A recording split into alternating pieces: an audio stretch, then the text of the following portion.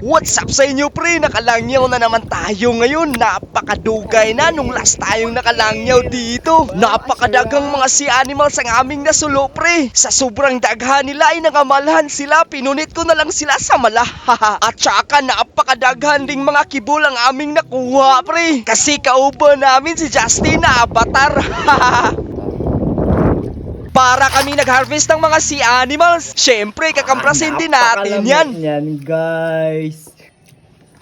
Narito yun na puti.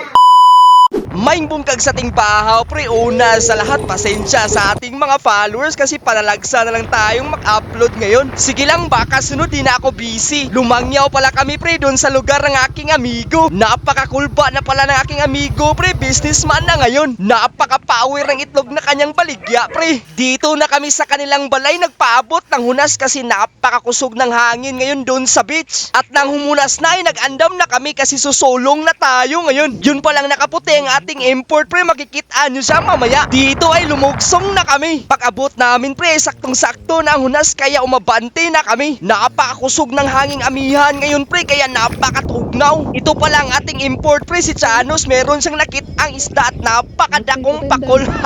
Napakakusog kasi ng hangin pre, kaya napakalisod pangitao ng mga sea animals. Ito ang aming buhay na mano ngayon, chicken. At dahil napakakusog ng hangin kaya gumamit na ng lumay si Justin. Siya pala isang avatar pre.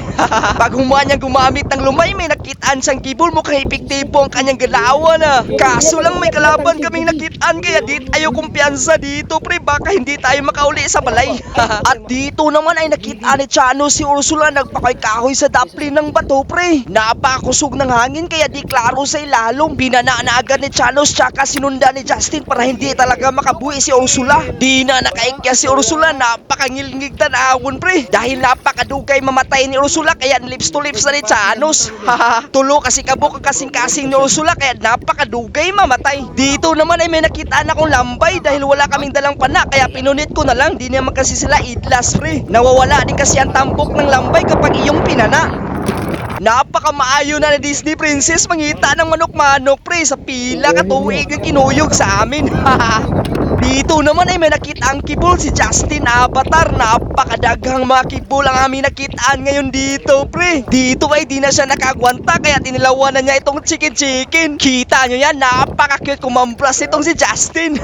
Dito naman ay nakitaan ko si Kari pero lahi na ang kanyang pormahan ngayon pre. Ano pala ang tawag sa inyo nito pre? Kumakain ba kayo nito? Meron din ako nakitang balat dito. Sabi na napakalami daw nitong adobuhin. Pero di pa ako nakatilaw. Dito na muna tayo sa kibol. Napakadaghan pala nila pag kusog ang hangin pre. Napakalami ng uno dito pre na may pagkapait-pait. Pagtanaw ko sa unahan ay may nakitang tahong dito si Justin. At dinuol ko ang aming import kung ano na ang kanyang mga nakuha. At ito na ang kanyang nakuha pre. May nakuha pa siyang dakong lambay.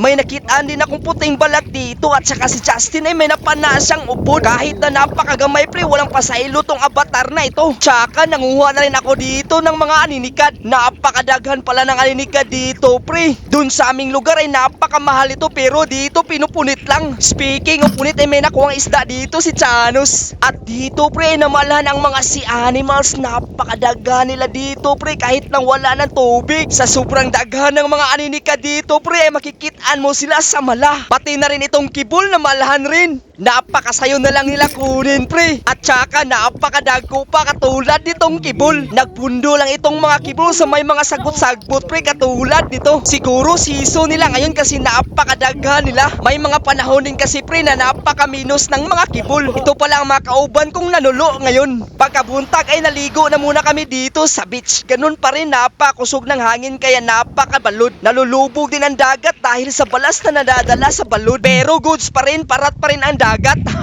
Pag huma naming maligo ay umuli na kami kasi lulutuin pa namin ang aming makuha. Napakulba pa ni Justin pre. Ito pala ang aming kuha gabi pre. Sinago lang namin dito ang aming kuha at kay Chanos. Mukhang mapapakambras tayo ng maraming bahaw ngayon pre.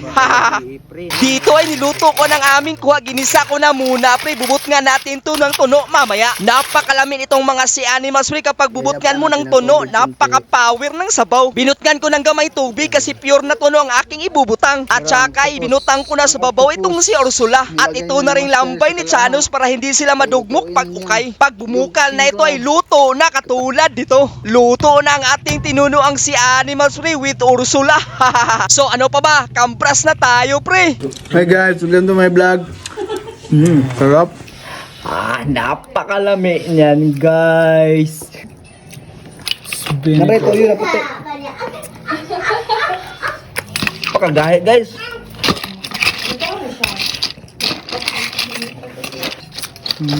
Sarap. Ay, nawala ka yung tambok ka din. So paano ba yan? Magkita tayo sa part 2. God bless. Peke ba? Ah. Ale,